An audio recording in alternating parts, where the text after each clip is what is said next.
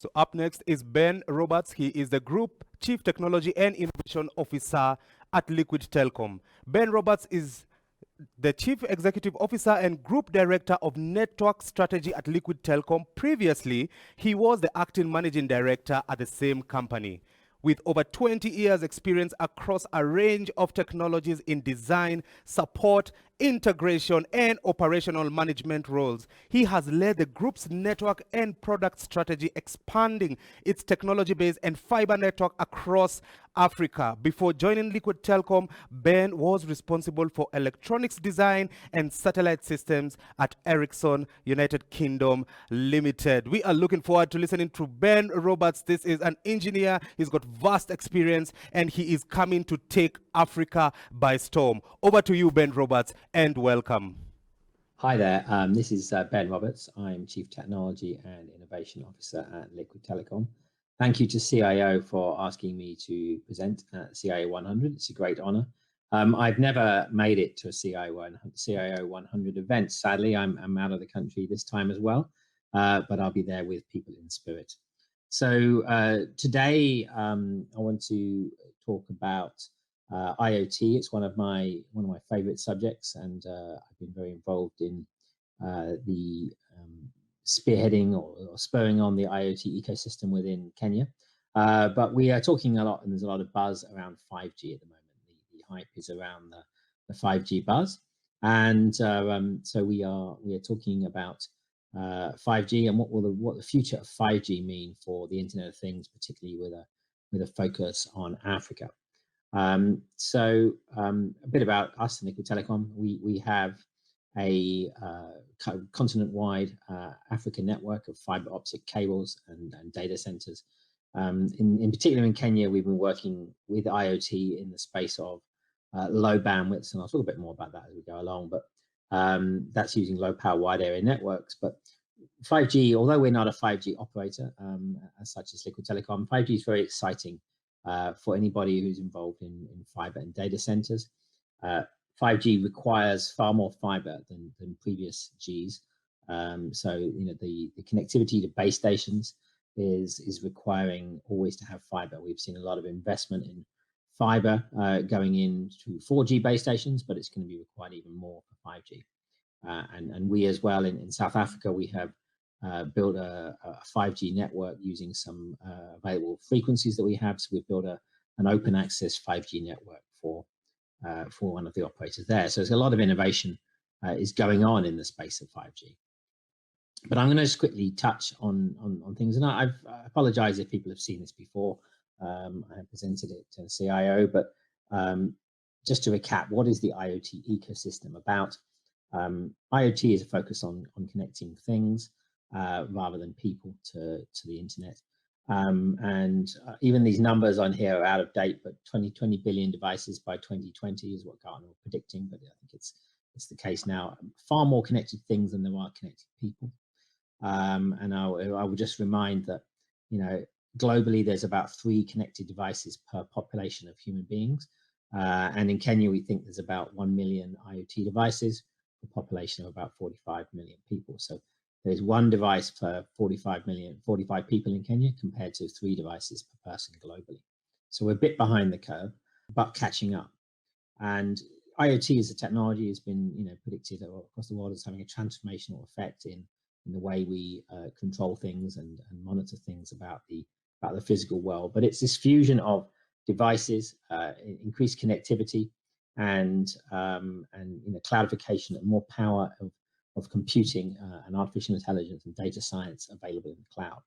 So really the advancements in technology and communications is always pushing forwards, and that's what we are talking about today. 5G is the latest generation of speeds in mobile data connectivity. And then these technology trends driving the IoT is really around the average sensor cost is falling year on year. This is largely due to Moore's law, which is talking about the number of transistors or the size of the transistors on a piece of silicon getting smaller and smaller all the time, and is enabling IoT sensors to be more miniaturized and cheaper devices, bringing down the cost of electronic components. We add in big data analytics. and the quantity of devices, and Metcalfe's law is telling you about the value of a network, the value of any kind of communications network increases the more things are attached to the network. So it is about the value of the data. The more data you're collecting, the more value there is, and the way you apply the data, you extract more business value from the data. I'll go to the next. But so this is the technology comparison that we've been talking about of different speeds of connectivity for the IoT. And as I say, we in Liquid Telecom, we've been focusing on that blue sector on the right-hand side, which is the very low bandwidth. We put a network for Internet of Things in Kenya, allows you to transmit 12-byte packets, Sigfox network, and it's designed for low bit rate things such as if you have a soil sensor in agriculture, it only needs to send every few hours or so, send a bit of data about its the soil moisture, and it's a small packet. Doesn't need much bandwidth. So low value object tracking, smart parking, metering, these are the types of things that can use this type of technology. In the middle, you've got the green, you've got things that require a bit more always on connectivity, sending data all the time, such as high value object tracking. There's a lot of vehicle tracking going on in Kenya. So the a vehicle needs to send a message quite regularly to say where it is, and maybe there'll be some telematic data about the vehicle, about how the vehicle is performing as well. So requires more bandwidth. Then when we get to high bandwidth applications, these have been working mostly on 4G and fiber as well. But it's things that are sending a lot of data all the time, two-way communication, smartphone applications, closed circuit television is requiring high bandwidth uplinks all the time, really requires fiber as the best case scenario. But connected cars, very mobile, that's requiring 4G, but moving on to 5G.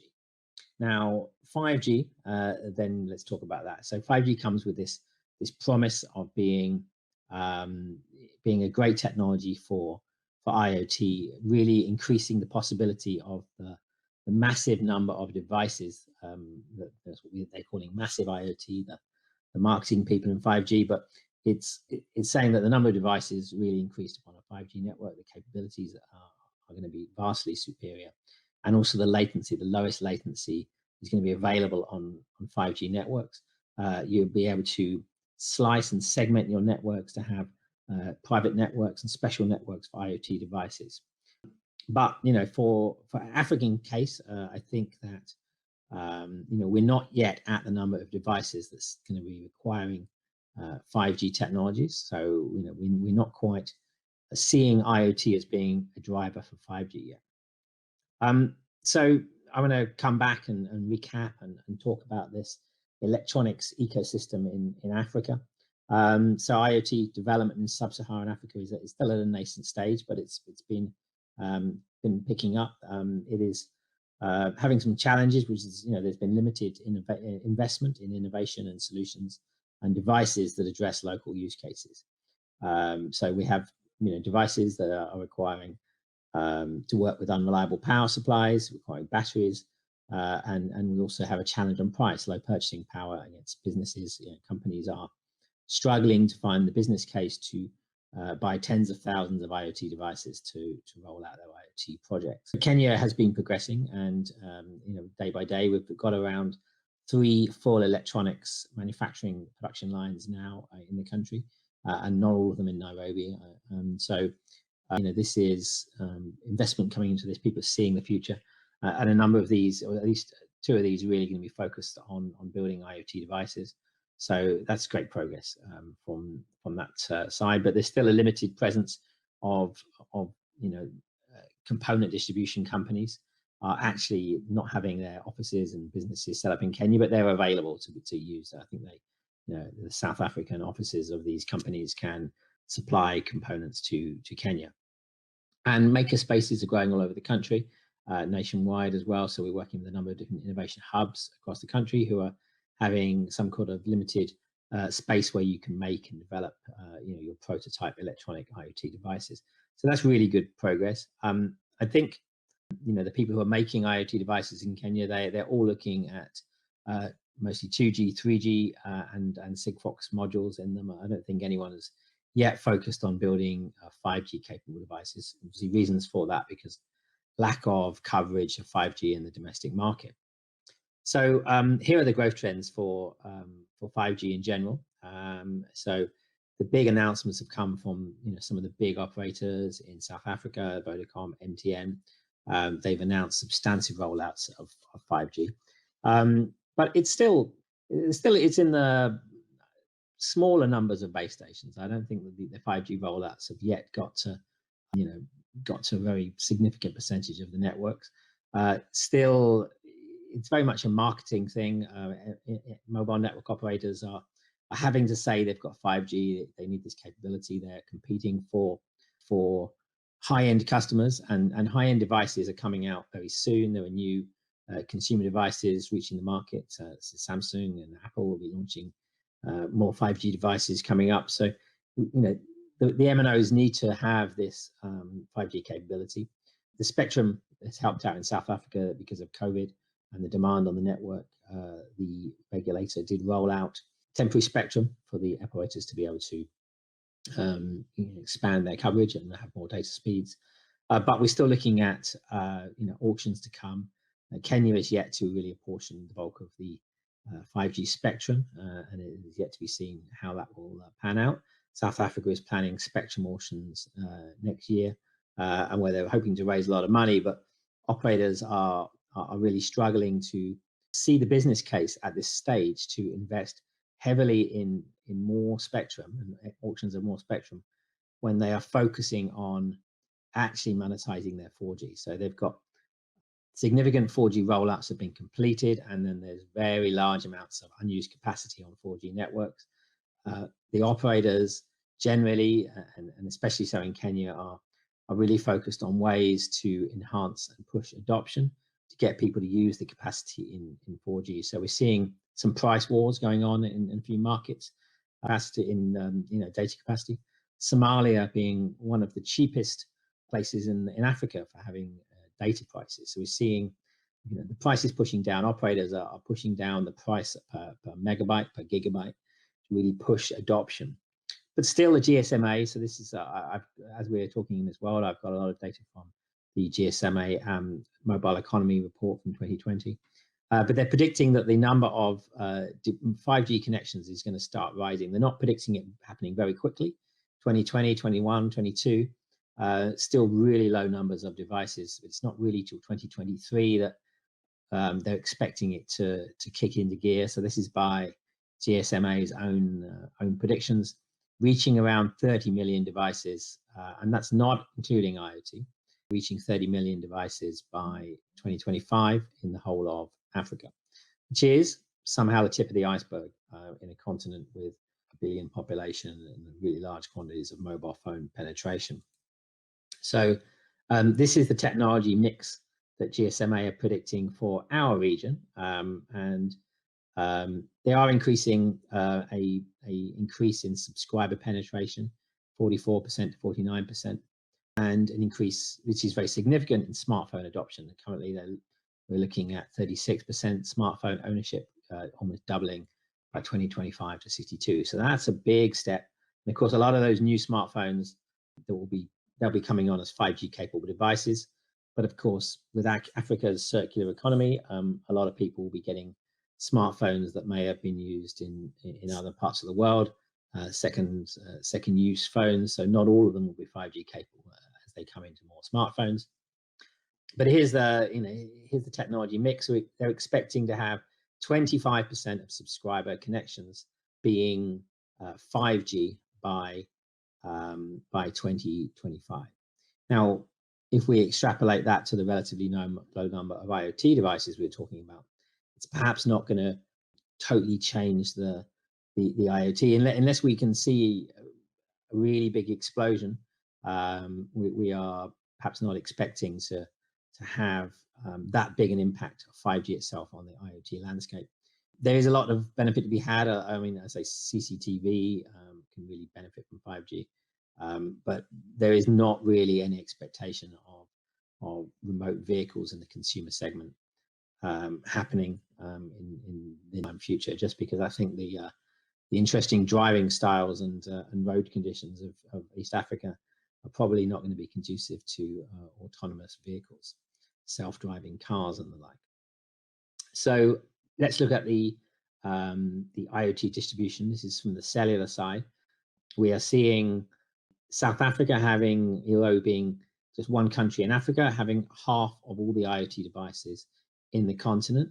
Nigeria, 16, Ghana, 7%, Kenya, 3%, with all the other 50 or so countries in Africa only taking up 26%. So we're seeing 4 countries dominate really 3/4 of the IoT market. So it's good for Kenya, and we are seeing this picking up. We're seeing, now with what we've been doing with Sigfox and low power wide area networks, we're seeing people doing their proof of concepts and starting to scale up now and starting to buy hundreds, thousands of devices to scale up their pilot projects. But it's still been slower than even we expected.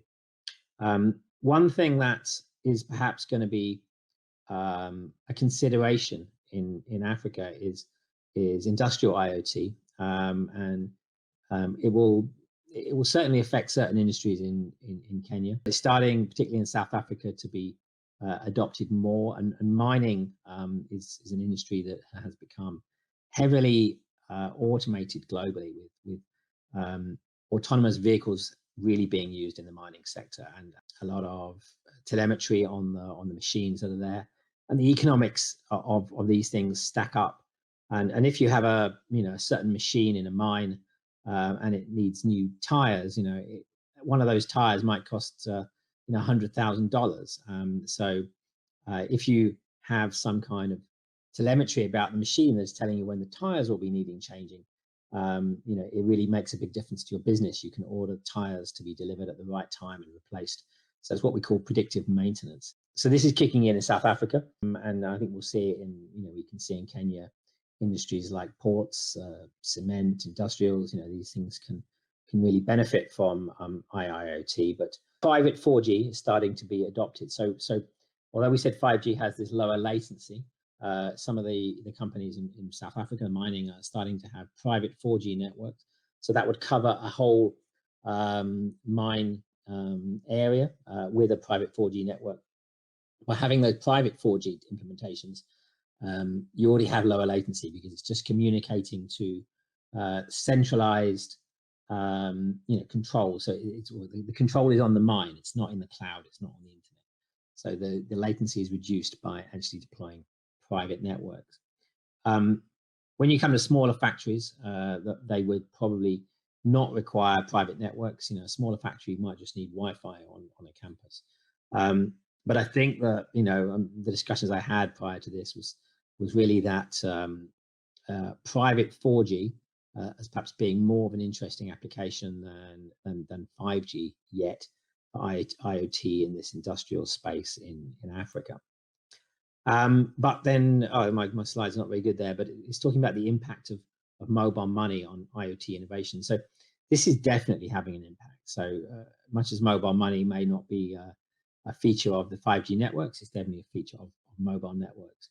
So across the whole of sub-Saharan Africa, 53% of all the mobile money subscriptions are in East Africa, 35% in West Africa, absolutely hardly any, only 2% of them being in Southern Africa. But the impact that this is having in our space with the implementations that we're doing with IoT, we're just seeing so many of them being linked to mobile money, and it's hardly surprising in Kenya that with M-Pesa being so ubiquitous. But the applications we're talking around, smart metering. So globally, smart meters have been deployed. I've got an electricity meter and water meter in the UK, and they give me an app showing how much I'm using and all that stuff. But the innovators in Kenya who are doing smart metering, they're looking at daily payments. They're looking at using mobile money to, instead of replacing your tokens, using mobile money to make payments straight away. So it's using that automation of the payment system. We're seeing exactly the same in solar gas, LPG gas. as well, and M-Copper being very successful in Kenya as being one of the most prevalent IoT devices in the country. So yeah, even all these applications are just having this link to mobile money, because it's by collecting information with IoT faster and combining that with mobile money, which is getting payments from the clients faster. You've got a perfect combination of the toolbox and infrastructure you need for innovating IoT applications. So I actually see that, I think from the experiences, probably mobile money is being more transformative in the IoT space than 5G is going to be in the near-term future, just because we're seeing how you can translate data to cash straight away. So it's about collecting the information about usage and then using mobile money to get paid straight away. So anyway, so I'm very sorry to disappoint and say that maybe the outlook for 5G's impact on IoT is so far away. But as we've seen from the predictions from GSMA,